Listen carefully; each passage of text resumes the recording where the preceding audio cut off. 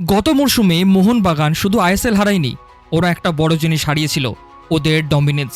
কারণ পুরো মরশুম জুড়ে একটা সত্যি পরিষ্কার হয়ে গেছিল, যে দলকে একসময় দেখে অন্য ক্লাবগুলো প্রেসারে পড়তো, সেই মোহনবাগানকে আর কেউ আগের মতো ভয় পাচ্ছিল না। আর সবচেয়ে বড় আঘাত ইস্ট বেঙ্গল। তারা শুধুমাত্র আইএসএল জেতেনি, তারা এমন একটা দল হয়ে উঠেছিল যাদের বিরুদ্ধে মোহনবাগান বারবার সমস্যায় পড়েছে। ডার্বি হোক বা প্রেসারে মুহূর্ত, মোহনবাগান যেন বারবার একটা প্রশ্নের উত্তর খুঁজছিল, কোথায় গেল সেই ডমিনেন্স, কোথায় গেল সেই স্কোয়াড ডেপথ, কোথায় গেল সেই উইনিং মেন্টালিটি।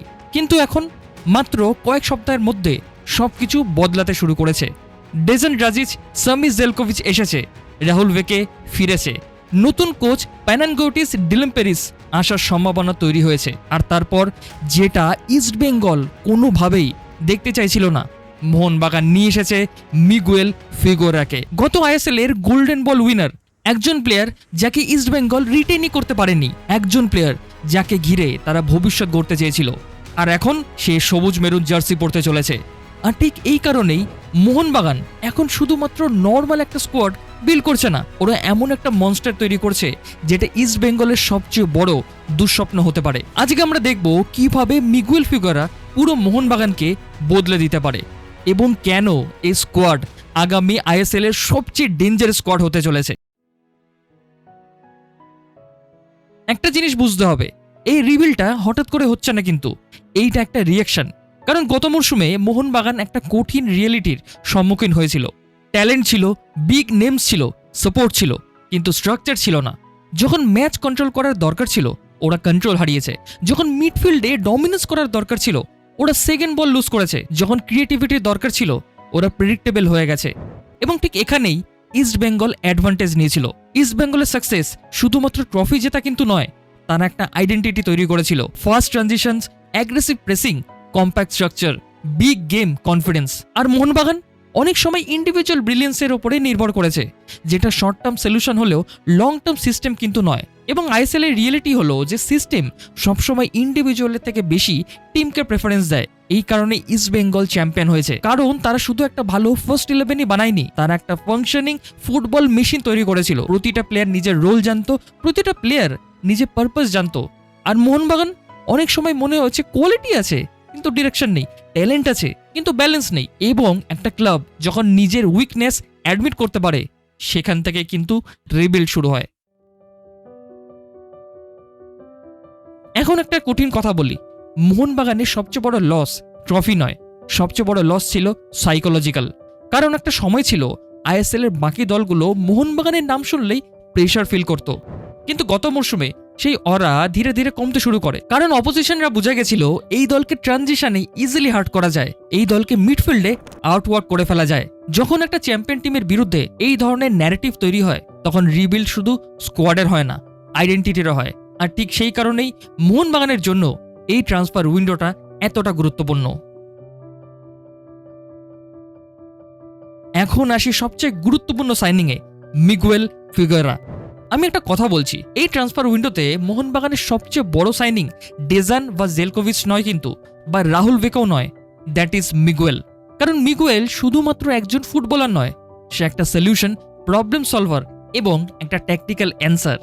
গত মরশুমে আইএসএল এ মিগুয়েল কি করেছিল?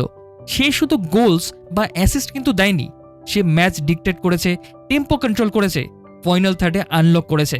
আর সবচেয়ে গুরুত্বপূর্ণ, প্রেশার সে হ্যান্ডেল করেছে। গোল্ডেন বল কোনো অ্যাক্সিডেন্ট নয়, একজন প্লেয়ার পুরো সিজন জুড়ে কনসিস্টেন্ট ইম্প্যাক্ট না রাখলে গোল্ডেন বল কিন্তু জেতা যায় না। এবং এখানেই ইস্ট বেঙ্গলের বিগেস্ট লস, কারণ তারা একজন স্টার হারায়নি, তারা তাদের সিস্টেমের হার্টবিট হারিয়েছে। মিগুয়েল সেই ধরনের প্লেয়ার যে স্কোর শিটে সবসময় হেডলাইন না হলেও ম্যাচের ফ্লো ঠিকই কন্ট্রোল করে, যে প্লেয়ারের প্রেজেন্সে পুরো টিমকেই বেটার মনে হয়, যে প্লেয়ার প্রেশার সিচুয়েশনে প্যানিক করে না। আর ঠিক এই প্রোফাইলটাই কিন্তু মোহনবাগানের দরকার ছিল। কারণ গত সিজনে যখন গেম স্ট্রেচ হয়েছে, যখন ম্যাচ ক্যাওটিক হয়েছে, মোহনবাগানের কামনেস অনেক সময় মিসিং ছিল। আর মিগুয়েল সেই কামনেসটাই নিয়ে আসতে পারে। আর আসল ট্রান্সফার ম্যাডনেসটা কিন্তু এইখান থেকে শুরু হয়। দেখো, ফুটবলে কিছু নর্মাল ট্রান্সফার থাকে আর কিছু স্টেটমেন্ট ট্রান্সফার থাকে। মিগুয়েলের ট্রান্সফার হচ্ছে স্টেটমেন্ট ট্রান্সফার, কারণ এইটা শুধু একজন প্লেয়ারকে সাইন করার গল্প না, এটা রাইভেলরির গল্প। তোমরা ভাবো একবার, ইস্ট বেঙ্গল আইএসএল চ্যাম্পিয়ন হয়েছে, তারা মোমেন্টামের উপরে রয়েছে, তারা সাকসেসের একদম টপে রয়েছে। আর ঠিক সেই সময় তাদের সবচেয়ে ভ্যালুয়েবল প্লেয়ারদের একজন রিটেইনই করতে পারলো না। আর মোহনবাগান অন্যদিকে তারা সুযোগটা দেখলো অ্যান্ড বিগেস্ট ট্রান্সফার মুভটা করে ফেললো। এবং এখানেই এই ডিলে সাইকোলজিক্যাল ভ্যালু শুরু হয়, কারণ মোহনবাগান শুধু মিগুয়েলকে নিজের স্কোয়াডে ইনক্লুডই করেনি, তারা ইস্ট বেঙ্গলের সবচেয়ে বড় স্ট্রেংথের একটা অংশ নিজেদের দিকে টেনে নিয়েছে। ফুটবলে এলিট ক্লাব মেন্টালিটি ঠিক এইভাবে কাজ করে। তুমি শুধু নিজেকে ইমপ্রুভ করবে না, তুমি রাইভেলকে উইকেনও করবে। আর মিগুয়েলের ট্রান্সফারটা ঠিক সেই মেসেজই দেয়, আমরা ফিরে আসছি। এবং সেই কামব্যাকের কেন্দ্রবিন্দুতে আছে একজন গোল্ডেন বল উইনার। এখন অনেকেই বলবে একজন প্লেয়ার কি এত বড় ডিফারেন্স মেকার হতে পারে? নর্মাল প্লেয়ার হলে হয়তো পারে না, but this is Miguel Figueira. তার ইম্প্যাক্ট শুধু নাম্বারস দিয়ে মেজার করা যায় না। আচ্ছা, এখন তোমরা একটা সিনারিও ইমাজিন করো। মিগুয়েল বল রিসিভ করলো মিডফিল্ডের মধ্যে, অপোজিশন ব্লক কম্প্যাক্ট, ডিফেন্ডার্সরা ডিপে রয়েছে আর ম্যাচ স্টাক হয়ে রয়েছে।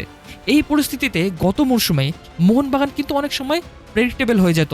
Sideways pass, slow build up, force cross আর অ্যাটাকের রিদিম হারিয়ে ফেলতো।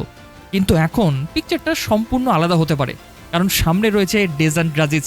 আর এখানেই এই পার্টনারশিপটা ডেঞ্জারাস হয়ে ওঠে। গ্রাজিচ এমন প্লেয়ার না যে শুধু বক্সের মধ্যে দাঁড়িয়ে থাকবে, সে কনস্ট্যান্টলি মুভমেন্ট করে, হাফ স্পেসকে অ্যাটাক করে এবং চ্যানেল রান করে। ডিফেন্ডারদের পজিশন থেকে বের করে আনতে তিনি সক্ষম।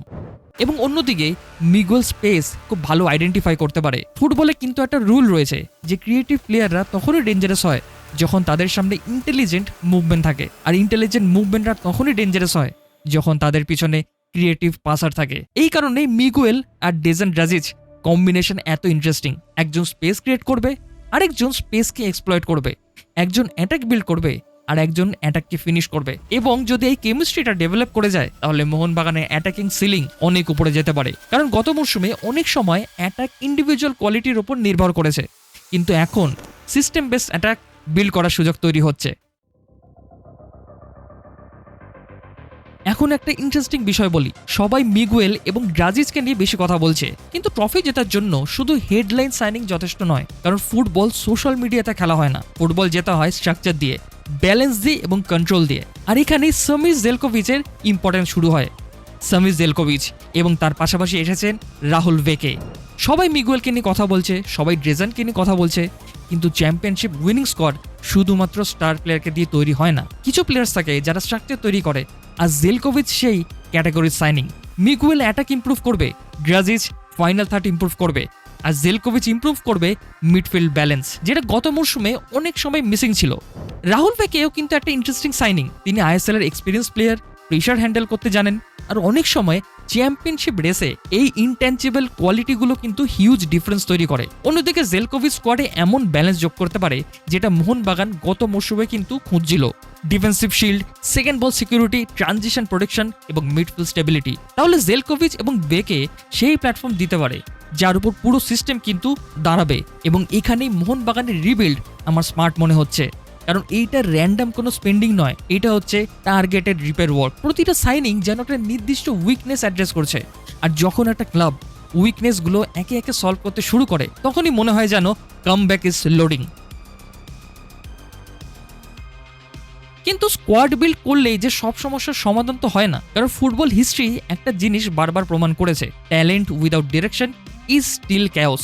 এবং এখানেই আসছে পানানগিওটিস ডিলেম্পেরেসের নাম। পাঞ্জাব এফসিতে উনি মিরাকেল কিন্তু করেননি, কিন্তু স্ট্রাকচার অ্যান্ড আইডেন্টিটি তৈরি করেছেন, প্লেয়ার্সদের রোল ক্লিয়ার করেছেন।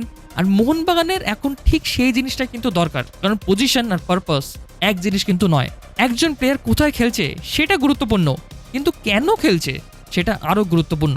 মিগুয়েল যদি ফ্রিডম পায়, ডেজান গ্রাজিচ যদি সার্ভিস পায়, জেলকোভিচ যদি ব্যালেন্স প্রোভাইড করে, তাহলে কোচের সবচেয়ে বড় কাজ হবে এই পিসেসগুলোকে কানেক্ট করা। কারণ স্কোয়াড এখন আগের তুলনায় অনেক বেশি স্ট্রঙ্গার। কিন্তু স্ট্রং স্কোয়াড আর উইনিং টিম এক জিনিস নয়, উইনিং টিম তৈরি করতে হয়। আর সেই প্রসেসটাই এখন শুরু হয়ে গেছে মোহনবাগানে। এবং এখানে এই ভিডিওর সব থেকে ইন্টারেস্টিং পার্টটা কিন্তু শুরু হচ্ছে। এখন যদি পুরো পিকচারটাই একবার তোমরা দেখো তাহলে বুঝতে পারবে কেন এই ট্রান্সফার উইন্ডো নিয়ে এত বেশি আলোচনা হচ্ছে। কারণ মোহনবাগান শুধু স্কোয়াড স্ট্রেনদেন করছে না, ওরা স্কোয়াড রিডিজাইন করছে। আর রিডিজাইন আর স্ট্রেনদেনদের মধ্যে পার্থক্য রয়েছে।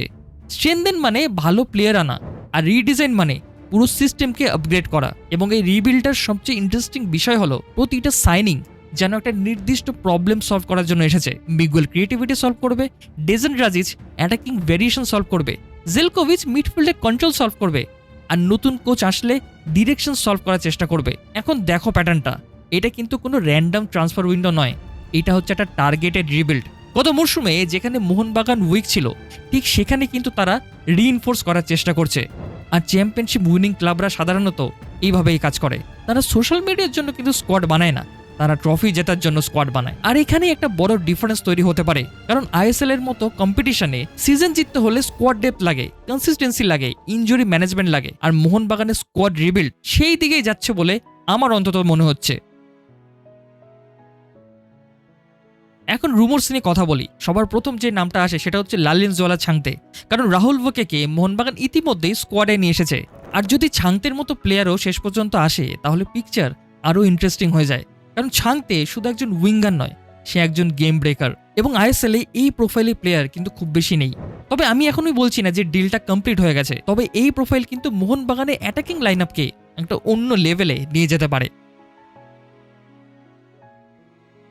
এইবার সবচেয়ে গুরুত্বপূর্ণ প্রশ্ন, ইস্টবেঙ্গলের কি ওয়ারিড হওয়া উচিত? আমার মতে একদমই, কিন্তু সেই কারণের জন্য না যেটা তোমরা ভাবছো। কারণ ইস্টবেঙ্গলের চিন্তা শুধু মিগুয়েলকে হারানো নয়, চিন্তা হলো মোহনবাগান এখন ফাইনালি নিজেদের প্রবলেমগুলো কিন্তু আইডেন্টিফাই করেছে।